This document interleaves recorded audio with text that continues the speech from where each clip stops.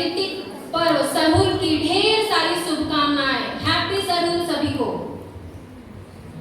सरहुल पर्व भारत के आदिवासियों समुदायों का एक अत्यंत महत्वपूर्ण और पवित्र त्योहार है।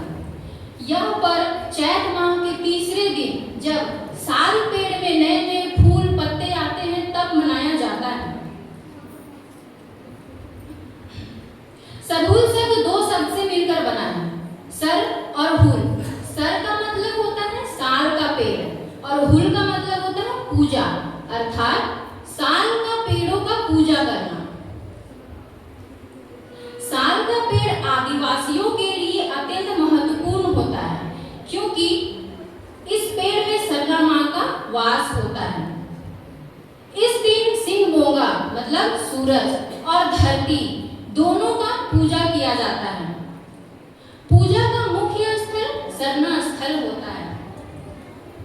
यह मुख्य रूप से झारखंड में मनाया जाता है, साथ ही साथ ओडिशा, असम, छत्तीसगढ़ में भी मनाया जाता है।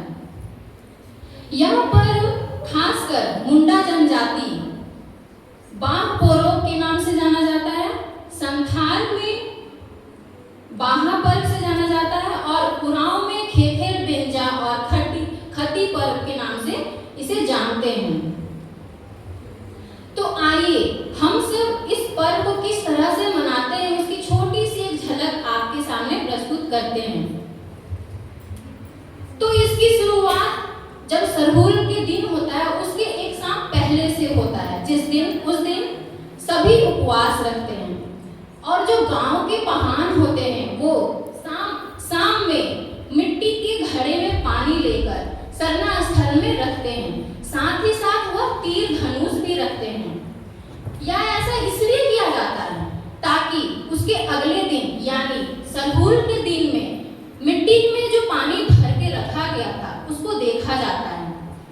अगर मिट्टी के घड़े का पानी कम हुआ तो यह माना जाता है कि जो साल भर का बारिश है और जो खेत खलियान में जो उपजाऊ होता है वो कम होगा। लेकिन अगर घड़े का पानी ज्यादा हो गया तो जो बारिश होता है साल भर में और जो उपजाऊ होता है खेत खलियान अनाज का वो ज्यादा होगा।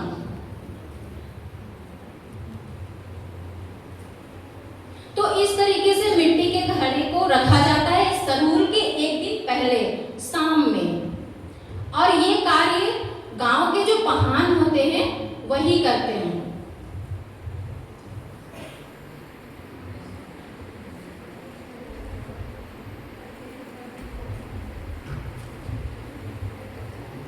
उसके बाद अगले दिन यानी सरहुल प्राकृतिक पर्व के दिन सुबह सुबह सारे लोग जल्दी तैयार होके घर द्वार साफ सफाई करके रेडी होके और जितने भी पूजा का सामान होता है जैसे बांस हो गया, झंडा हो गया, अरवा चावल हो गया, कांसा का लोटा हो गया, थाली हो गया, ये सब सामग्री को लेकर सरना स्थल पहुंचते हैं।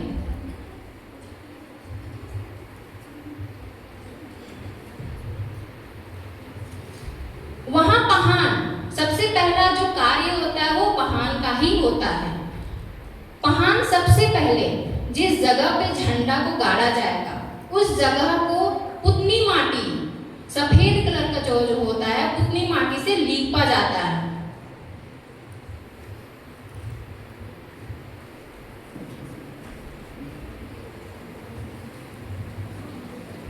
ऐसा इसलिए किया जाता है क्योंकि पुतनी माटी जो है बहुत शुद्ध होता है और उसको पवित्र करते शुद्ध करते हैं। जिस जगह पे हम लोग अभी पूजा करेंगे जो झंडा हम लोग का होता है उसे गाड़ते हैं जिस जगह पे, उस जगह को पवित्र करते हैं।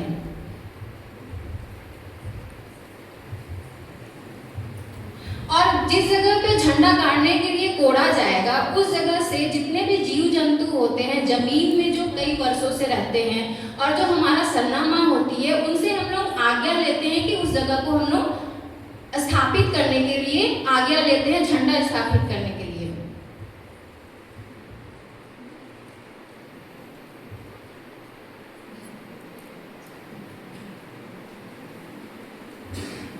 तो इस तरीके से पुतनी माटी से हम लोग उसे शुद्ध करते हैं।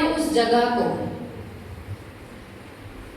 अब जो पहान होते हैं और बाकी साथियां जो होते हैं वो उस जगह को झंडा गाड़ने के लिए कोड़ते हैं, जमीन गड्ढा कोड़ते हैं।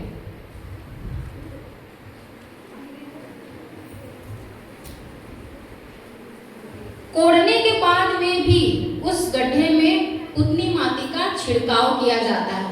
छिड़काव इसलिए किया जाता है क्योंकि उस जो गड्ढे करने में जो जितने भी जीव जंतु होते हैं उनको कहीं चोट पहुंच गया होगा, तो उनसे हम लोग माफी मांगने के लिए उसका पुतनी माटी का छिड़काव करते हैं कि अगर कोई जीव जंतु जो है उसे चोट लग गया होगा या फिर उनकी जान चली गई होगी तो उनसे माफी लेने के लिए हम लोग छिड़काव करते हैं।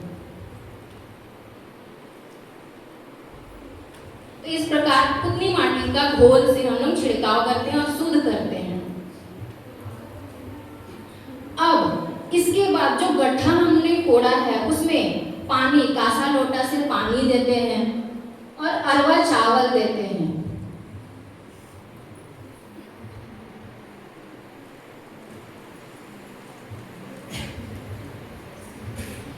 उसके बाद अरवा चावल का जो आटा होता है उसका एक घोल बनाकर उस एरिया को, जहाँ पे गड्ढा जो कोड़ा जाता है उस एरिया को बांधा जाता है।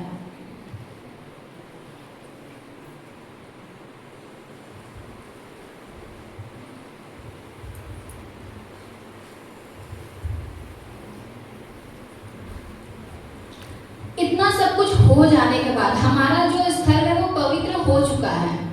इसके बाद झंडा को पानी से धो के शुद्ध किया जाता है।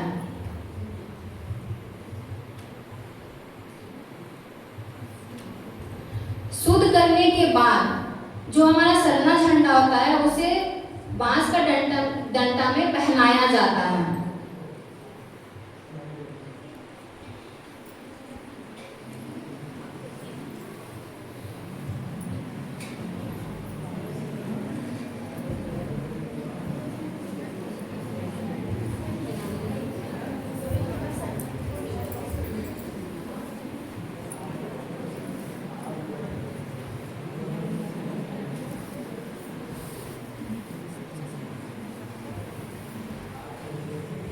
तो इस तरीके से जितना भी कार्य होता है हमारा सरहुल पर्व में वो पवित्र करके शुद्ध के साथ में किया जाता है।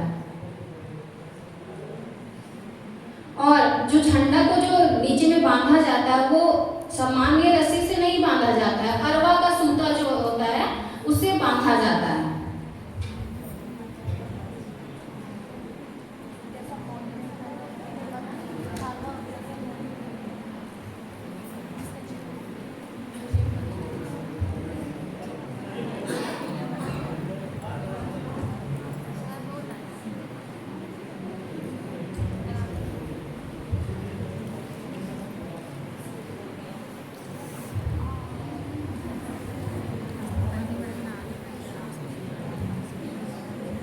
अब झंडा हम लोगों का बांस का डंडा में बन चुका है। अब उसे गाड़ने की प्रक्रिया होती है।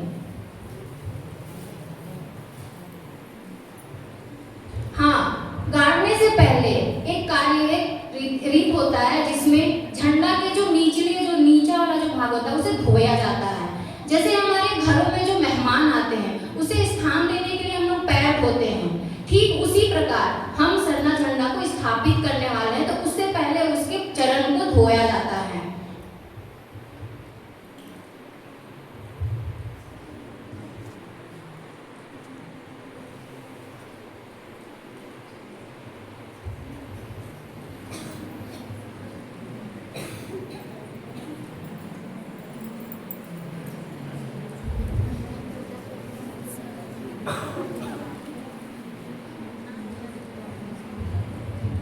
अब झंडा को गाड़ा जाता है।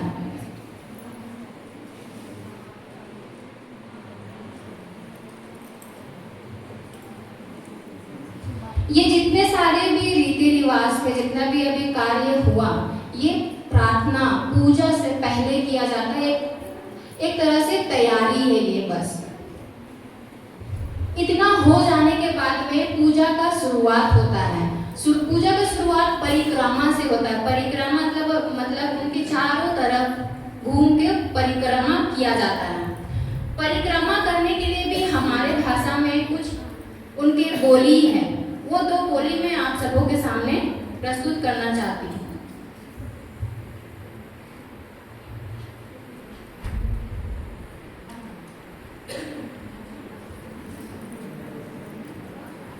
और ये सब भी मांदर, नगाड़ा, छान जो होता है, इन सब के साथ ही होता है।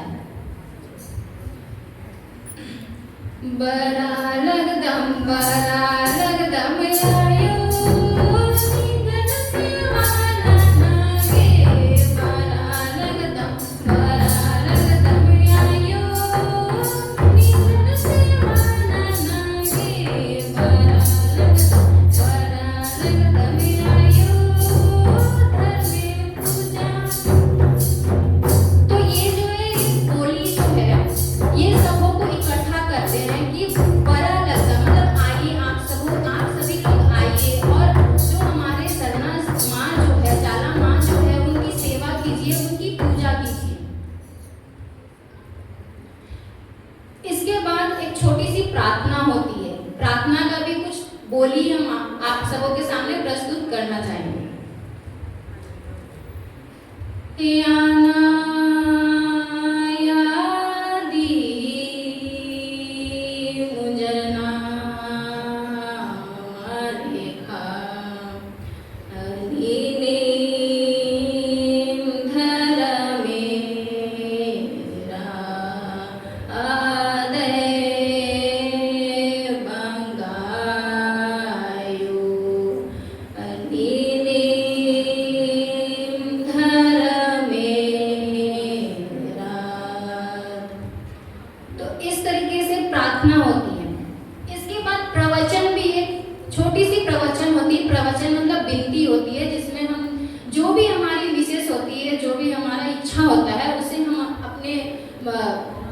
सरना माँ के सामने प्रस्तुत करते हैं। इसकी कुछ 2 बोलियां इस तरीके से होती है। इसमें एक पहान, अगर पहान रहेंगे तो पहान बोलेंगे और पीछे पीछे बाकी जो होते हैं गांव के सभी लोग वो उनको दोहराते हैं।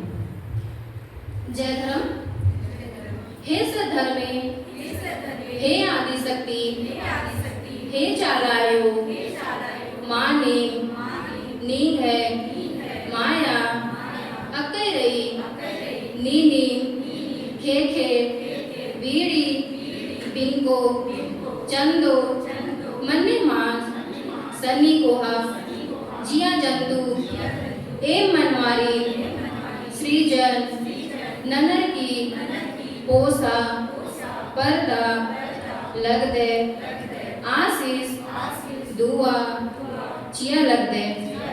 तो इस तरीके से प्रार्थना होती है, जिसमें हम अपने जितने भी विशेष होते हैं, जो भी हमारी इच्छाएं होती है, जितने भी बुराई है, बुराई को दूर करने के लिए अच्छाई हमारे साथ उनका आशीर्वाद बने रहे, इसके लिए हम प्रवचन करते हैं। इसके बाद हम लोग माथा सरना माँ के सामने टेकते हैं और अपना अपना पूजा करते हैं। इसके बाद जितने बहुत सारे भजन होते हैं, भजन तो हर किसी के हर कोई करता है, हमारे लैंग्वेज में भी भजन होता है, बहुत प्रकार का भजन होता है। लेकिन सबसे पहला भजन और प्रसिद्ध भजन एक है, वो उसकी 2 बोली मैं आप लोग के सामने रखना चाहूंगी। हमारे साथ आप भी गाएंगे। हे धरती आयो, हे चलायो गो, जिया निगायो कुबरे खावल, काया निगायो कुबरे खा। तो ये भजन है। इसके बाद बहुत प्रकार का भजन होता है, इसमें बहुत सी भक्ति लोग लीन रहते हैं। इतना सब कुछ हो जाने के बाद सबसे पहला पूजा जो होता है वो गांव का पहान ही करता है। पहान सबसे पहले 3 पत्ता रखता है। 3 पत्ते रखने का भी कारण होता है। सबसे पहला पत्ता जो होता है वो चाला माँ के लिए होता है। दूसरा पत्ता जो होता है वो सिंहभोगा यानी सूर्य का होता है। तीसरा पत्ता गांव देवी के लिए होता है, जो गांव को रक्षा करता है, बाहर खड़े होकर रक्षा करता है। तीनों पत्ता को सबसे पहले पानी से शुद्ध किया जाता है, उसके बाद उसे सिंगारा जाता है। सिंगारा सिंदूर से जाता है, फूल से जाता के बाद में हम अरवा चावल चढ़ाते हैं तीनों पत्तों में। ये इसलिए कि करते हैं हम लोग क्योंकि हमारे जो अन्न हो, हमारे लिए साल भर का जो अन्न होता है वो हमें पूर्ति करते हैं, तो हम उनके सामने भी रखते हैं ताकि वो हमारे लिए पूरे साल भर जो अन्न हम लोग खाते पीते हैं उसकी कमी किसी को ना हो।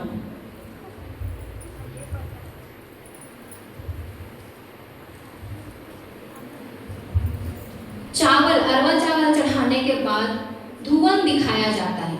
धुवन एक ऐसा पदार्थ है जो बाकी जितने भी नेगेटिव एनर्जी होते हैं, जितने भी बुराइयां होती है उसको दूर करता है। और ये नेगेटिव बुराइयां चीज को भी दूर नहीं करता, ये छोटी छोटी बीमारियों को भी दूर करता है। तो हम लोग अक्सर धुवन का ही इस्तेमाल करते हैं कि जितने भी बुराई होता है, जितने भी बुरी शक्तियां होती है उससे हमें बचाए।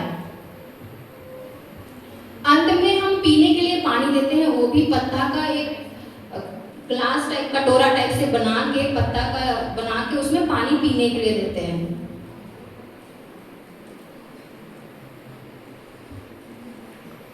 और यहाँ पे फिर पूजा, पहान का पूजा संपन्न होता है और लास्ट में वो माथा टेक कर अपना पूजा संपन्न करते हैं। इसके बाद गांव के जितने भी भक्त लोग होते हैं, जितने भी औरत और फिर मर्द लोग, बच्चे, बूढ़े जितने भी होते हैं, उनके बाद पहान का पूजा करने के बाद ही वो पूजा करते हैं।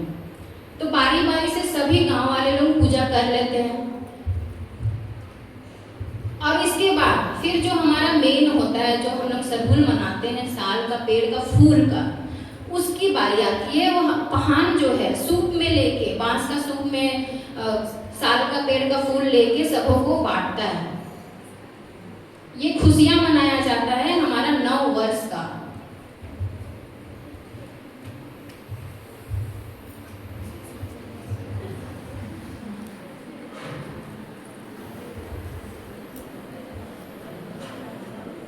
वहाँ पे जितने भी उपस्थित लोग रहते हैं, सबों के पास, सबों के, लड़कियां का बाल में खोसा हुआ रहेगा और लड़कों का कान में खोसा हुआ रहेगा साल का फूल।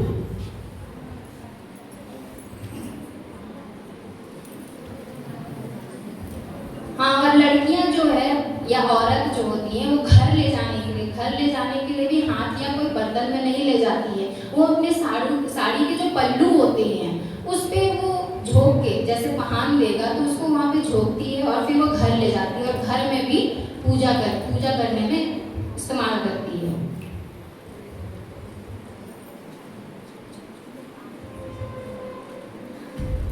तो ये सरहुल पर्व आप सभी को पता है कि प्राकृतिक पर्व होती है। ये बस हमारा आदिवासियों का त्योहार नहीं होता है, ये हम सबका त्योहार होता है। क्योंकि इस त्योहार में हम सिर्फ ना ही पूजा करते हैं, अपना चाला माँ को याद करते हैं, बल्कि जो प्रकृति होती है उसके संरक्षण के लिए संदेश भी देता है कि हम अपनी प्रकृति को संरक्षित करें। जो हमारे पेड़ होते हैं, पौधे होते हैं, उनकी बचाव करें। तो आप सबों से आग्रह है